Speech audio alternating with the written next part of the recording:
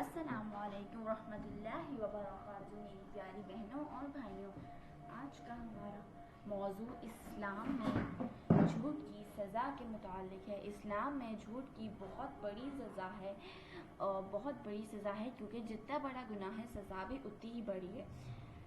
تو جھوٹ کی سزا یہ بھی ہے کہ قیامت کے دن مرنے کے بعد جھوٹ بولنے والے کے لیے توبہ کا دروازہ بند ہو جائے گا، اس کے پاس کوئی راستہ نہ رہے گا، ان کے پاس اپنی غلطیوں کو سدھارنے کا کوئی موقع نہیں بچے گا، وہ ہمیشہ کے لیے عذاب میں رہیں گے۔